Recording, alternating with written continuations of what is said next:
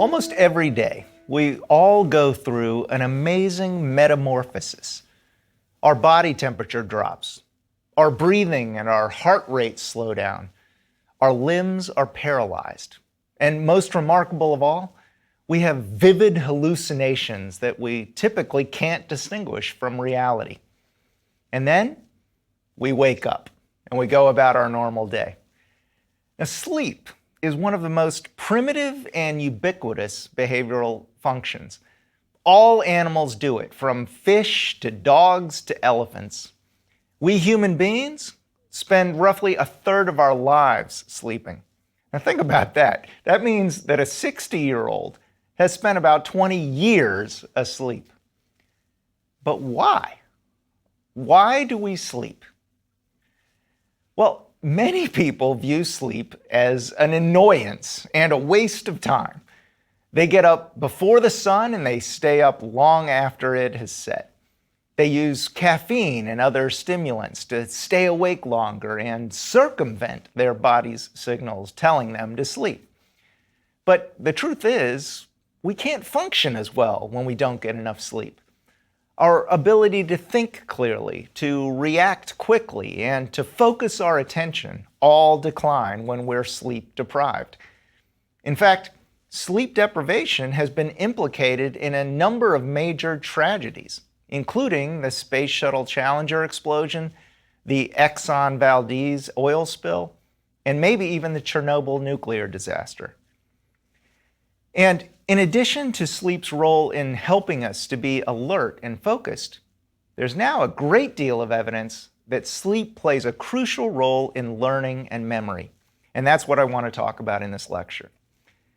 Let's begin by discussing the behavioral effects of sleep on learning. A number of studies have found a correlation between poor sleep and impaired learning, at least as measured by academic performance. For example, one study surveyed about 3,000 high school students in New England and found that students earning A's and B's reported going to bed about a half hour earlier on average than students earning C's and worse. The better students also slept 20 to 30 minutes longer each night. Another study found that the grade point average of high school students who slept less than 6 hours a night was around a B-, whereas the average for students who slept 9 hours or more was around a B+. And similar findings have been reported in college students. In fact, one study of college freshmen found that good sleep habits were a better predictor of GPA than any other variable they considered, including exercise, diet, mood, stress, social support, and religious habits. Now, these results are compelling, but they're also correlational. And as any scientist will tell you, correlation does not imply causation. That is, just because poor sleep is correlated with poor academic performance, that doesn't necessarily mean that poor sleep is causing the poor performance. For example, maybe poor grades cause poor sleep rather than the other way around. Or maybe some other factor is causing both poor grades and poor sleep. Well, to address these kinds of concerns, a number of studies have randomly assigned some people to a sleep deprivation condition and other people to a non-sleep deprived condition, and then assessed learning in the two groups. And these studies have also found that sleep deprivation impairs learning. For example, in one study conducted at the Stanford Sleep Research Center, a bunch of adolescents had their memory tested after a normal night of sleep and after a night without sleep. Specifically, they were presented with 25 four-letter words and later were asked to try to remember as many as they could. Now, after a normal night of sleep, they remembered about 12 words on average. But after sleep deprivation, they only remembered between 8 and 9. So their performance was about 30% worse. Another study tested working memory ability in 77 elementary school students before and after a sleep intervention.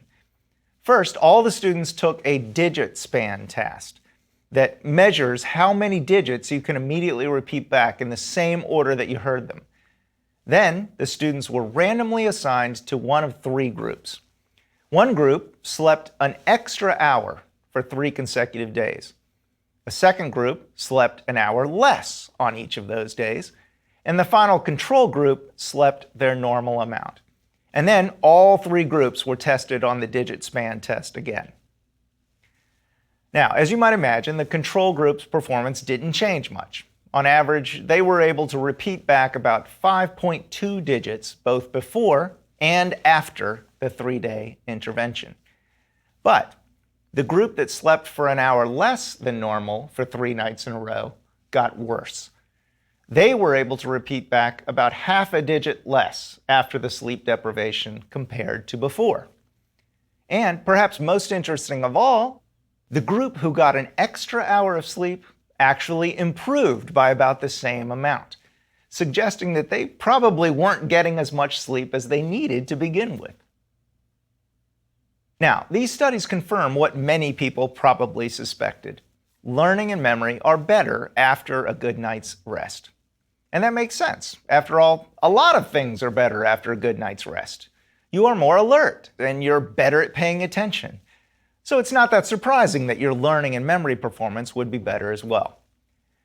But what if I were to tell you that you also learn and remember information better before a good night's rest? It's true. If you study some information and then sleep on it, the sleep itself often strengthens and consolidates your memory so that you'll be able to remember it better in the future. And this effect applies to both explicit declarative memory as well as implicit procedural learning. For example, Werner Plehal and Jan Born at the University of Bamberg asked 20 men to learn a bunch of random word pairs and also to learn to trace pictures in a mirror. Now, remembering word pairs depends on explicit declarative memory, while learning a motor skill like mirror tracing, that depends on implicit procedural memory. Half the participants slept for 3 hours after learning, while the other half stayed awake. Then both groups' memory was tested, and the scientists found that sleeping improved memory, both explicit memory for word pairs and implicit memory for how to trace in a mirror.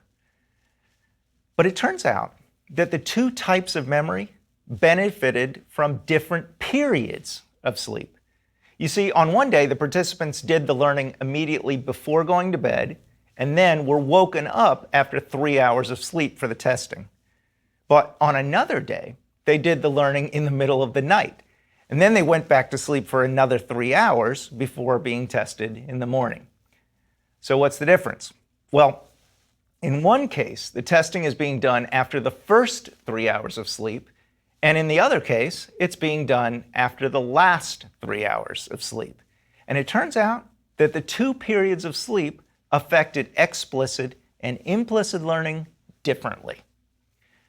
In particular, learning the explicit word pairs benefited from the early period sleep, but not the late period. Conversely, learning the implicit mirror tracing skill benefited from the late period of sleep, but not the early period. So what's going on?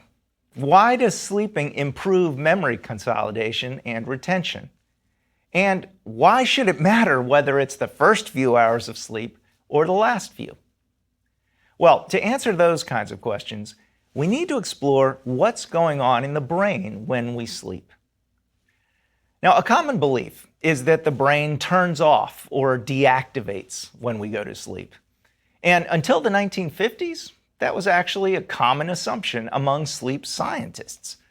But in 1953, Eugene Azarinsky and Nathaniel Kleitman at the University of Chicago made a discovery that changed the face of sleep science forever.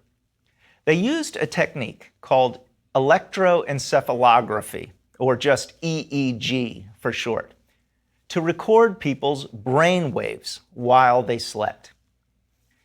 And they found that far from being inactive, the brain goes through predictable cycles of unique activity patterns when we sleep. In fact, at one point during these cycles, the brain is actually just as active as it is when we're awake. Now, at the time, this finding was so surprising that Azarinsky assumed that something must be wrong. He figured that the person must be waking up or that the machine recording the brainwaves must be malfunctioning. But after observing the same thing in multiple people and actually walking in to visually confirm that the person was asleep, he concluded that it must be real. And he noticed something else. People move their eyes all over the place behind their closed eyelids during these periods of significant brain activity, but not during other periods of sleep. He therefore referred to the highly active periods as rapid eye movement sleep, or REM sleep for short. And he referred to the other periods of sleep as non-REM sleep. And scientists now know that there are many fundamental differences between REM sleep and non-REM sleep. For example, if you wake someone up during REM sleep, they're much more likely to report that they were dreaming. And quite often those dreams are vivid and bizarre. But if you wake them up from non-REM sleep, they're much less likely to say that they were dreaming. REM sleep is also associated with a kind of paralysis that prevents the limbs from moving. And many scientists believe that this is the body's way to prevent us from acting out our dreams while we're sleeping. Well, what about sleepwalking, you may ask?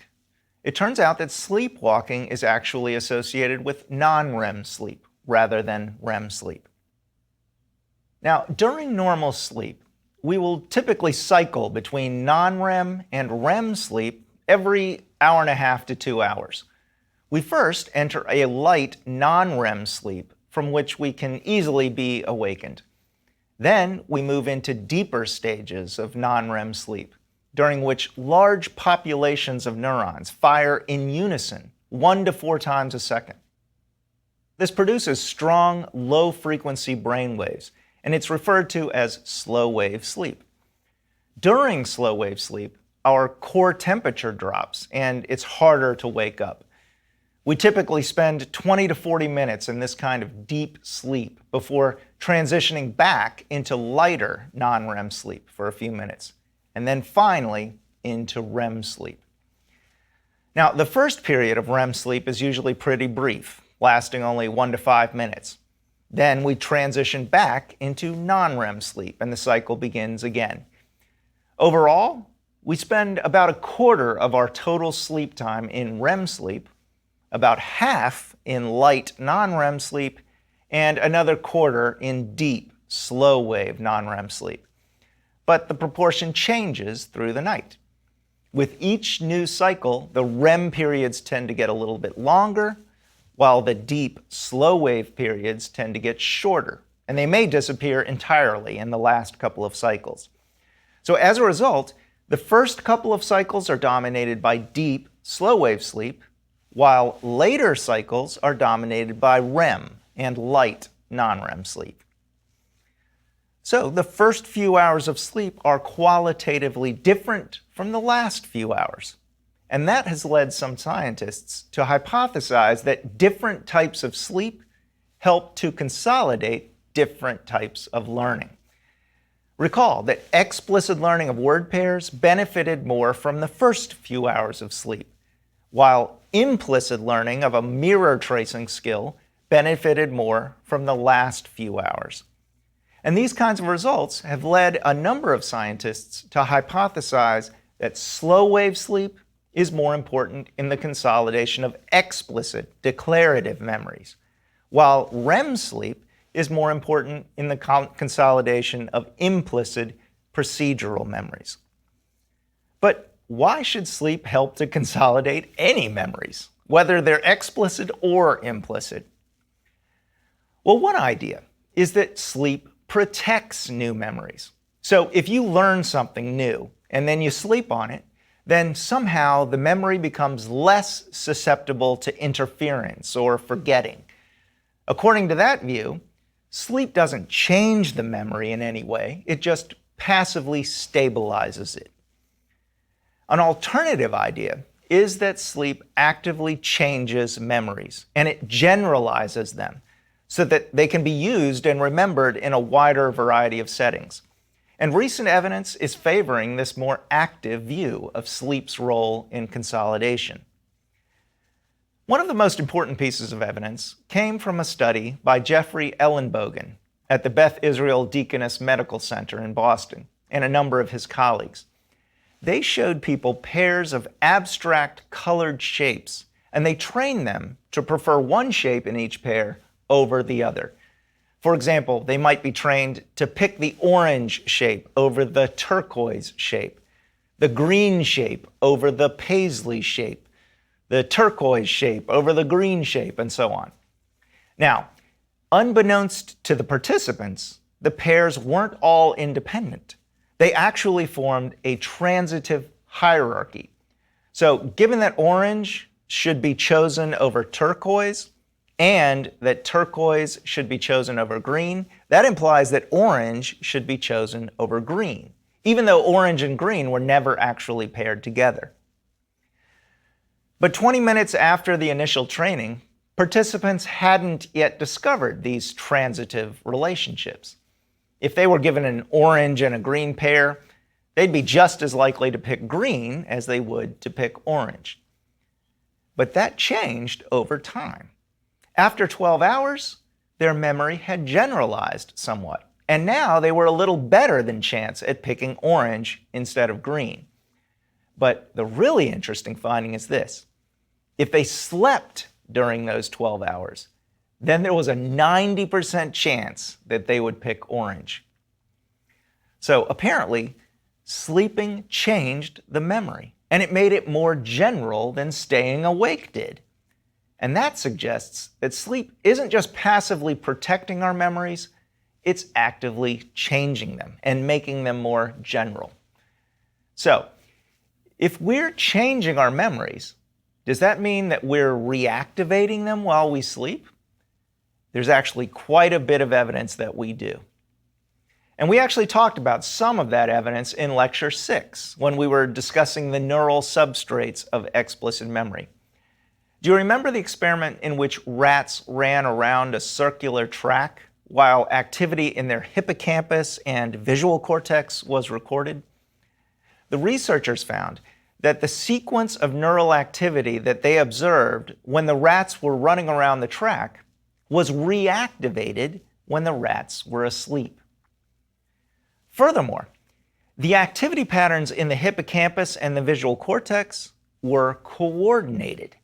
If the pattern in the hippocampus corresponded to the pattern observed when the rat ran in a clockwise direction, then the pattern in the visual cortex also looked like a clockwise pattern. Conversely, if the hippocampal pattern looked like counterclockwise running, then the activity in visual cortex also corresponded to counterclockwise running. So apparently, the rat's memory for running around the maze was being reactivated during sleep. And numerous other studies have now replicated that basic finding. And can you guess what period of sleep this memory activation occurs during? You think it would be during REM sleep or non-REM sleep? Well, first, notice that the memory for running around a maze would be an explicit declarative memory, not an implicit procedural memory. And which period of sleep is associated with the consolidation of declarative explicit memories? It's non-REM sleep. And sure enough, the reactivation of these memories of running around the maze was observed during slow-wave non-REM sleep, not during REM. So, although it's tempting to think that memory reactivation would always correspond to a kind of dreaming and might therefore occur during REM sleep, that's not actually true. Reactivation of declarative memories is most associated with non-REM, slow-wave sleep. But Does this reactivation actually cause the memory to be strengthened or consolidated? Remember, correlation does not imply causation. To infer causality, we need to experimentally manipulate reactivation and then observe an effect on memory strength. But how in the world could we influence whether someone reactivates a memory while they're sleeping? Well, Bjorn Rasch, Jan Born, and a couple of their colleagues in Germany did just that in one of the most creative sleep experiments that I know of. Here's what they did. A bunch of human volunteers learned an object location task before going to sleep for the evening. Specifically, they were presented with an array of cards with pictures on them, and they had to remember where matching cards were located in the array. It's kind of like the game Concentration or Memory, where cards are placed face down on a table, and players take turns trying to turn over pairs of matching cards. Likewise here, the volunteers had to learn the spatial location of the cards that they saw. After learning, they went to sleep, and then their memory was tested the next morning. But here's the twist. While they were learning the location of the cards, they were also presented with a smell, specifically the smell of roses. Now, as you've probably experienced yourself, smells can be very strong memory cues. Maybe the smell of chlorine triggers memories of summers at the pool, or maybe the smell of a perfume reminds you of a particular person from your past. Well, in this case, the scientists used the smell of roses to try to reactivate memory of the card location task during sleep. So, they monitored the participants' brain waves while they were sleeping, and then they presented the smell of roses during different periods of sleep. And amazingly enough, presenting the smell of roses during non-REM slow-wave sleep improved their memory performance the next day. And the effect was quite specific. Presenting the smell when the subjects were still awake didn't help their attention. Likewise, presenting the smell during REM sleep didn't improve their performance. And finally, presenting the smell during slow-wave sleep only helped people who had smelled the roses when they were learning the task. It didn't make any difference in people who hadn't smelled anything during learning. So, this wasn't just correlation.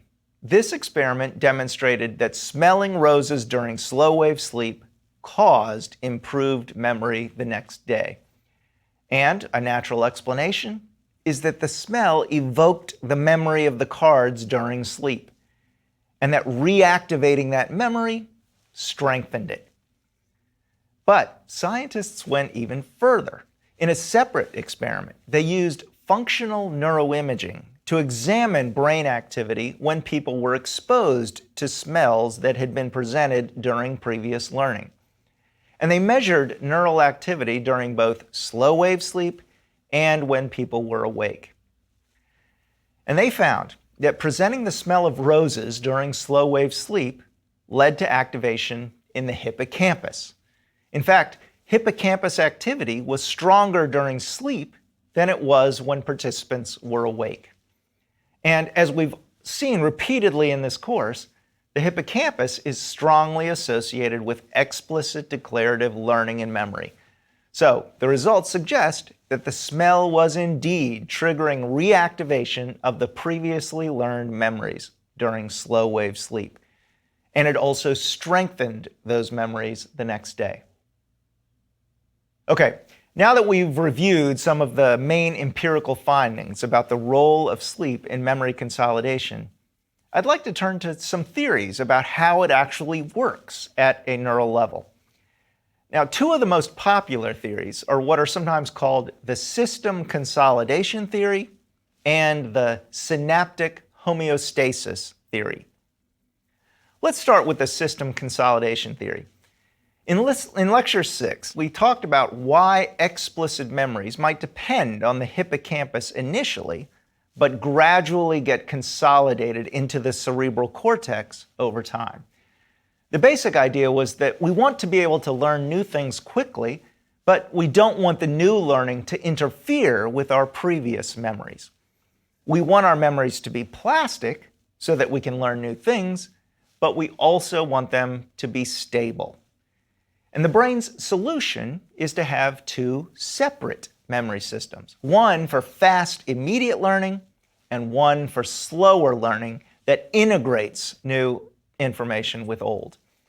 The hippocampus is assumed to be the fast learning system that can quickly learn new relationships and associations. And that allows us to be plastic and flexible. But consolidation of those memories into cortex is slower and more gradual, interleaving the new memories with older existing memories. That allows us to add new information without overwriting older information. But it requires the hippocampus to reactivate new memories so that they can be incorporated into the existing memory networks without overwriting what's already there. And that's where sleep comes in, according to the system consolidation theory. As we've seen, during periods of slow-wave sleep, new memories are repeatedly reactivated. And those reactivations allow those memories to be gradually incorporated into the cerebral cortex without overriding previous memories. The other major theory about sleep's role in memory consolidation is called synaptic homeostasis. According to this theory, learning new information when you're awake tends to increase the strength of synapses between neurons, and sleep serves to downscale synaptic strength back to a more standard level. That's why it's called synaptic homeostasis. Homeostasis refers to maintaining a stable equilibrium. And in this case, that means keeping the average strength of synapses within a limited range. But wouldn't downscaling synaptic strengths simply undermine the previous learning and cause you to forget it? Well, the answer is no, and here's why. Learning tends to strengthen a relatively small proportion of synapses, and it leaves most others unchanged. But downscaling during sleep is assumed to apply to all the synapses in a neural circuit. So as a result, the strong synapses aren't affected very much, while the weak synapses get significantly reduced. It's kind of like if everyone in the United States paid the same amount for their income taxes, let's say $10,000. Well, wealthier people might not feel that tax at all, but for poorer people, it could be an enormous burden. It's the same here. Downscaling has a big effect on weak synapses, but it doesn't have much effect on strong synapses. And since the strong synapses are presumably the most reliable, while the weak synapses are noisier, the overall effect is to improve the quality of the memory representation. Now, it's important to point out that the synaptic homeostasis theory and the system consolidation theory are not mutually exclusive. In fact, many sleep scientists believe that both mechanisms play a role in the consolidation of memories during sleep. First, reactivation of memories during slow-wave sleep leads to the strengthening of synapses in the cerebral cortex and the integration of the new memory with pre-existing memories. That's the system consolidation side of the picture. But then those synapses are downscaled to maintain a homeostatic equilibrium and to improve the signal-to-noise ratio in the memory. That's the synaptic homeostasis side of the picture.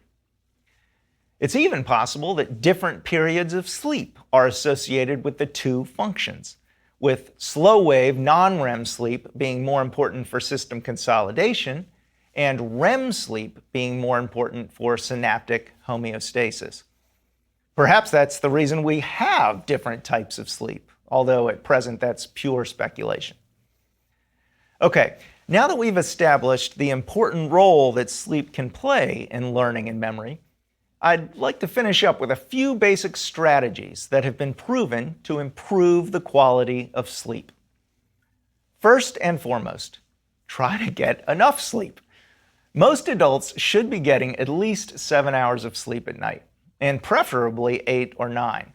Now, different people need different amounts, but ideally, you should be going to bed early enough that your body wakes up on its own before the alarm clock goes off. Second, avoid caffeine, nicotine, and alcohol for a few hours before you go to bed. All these drugs have been shown to disrupt the quality of sleep.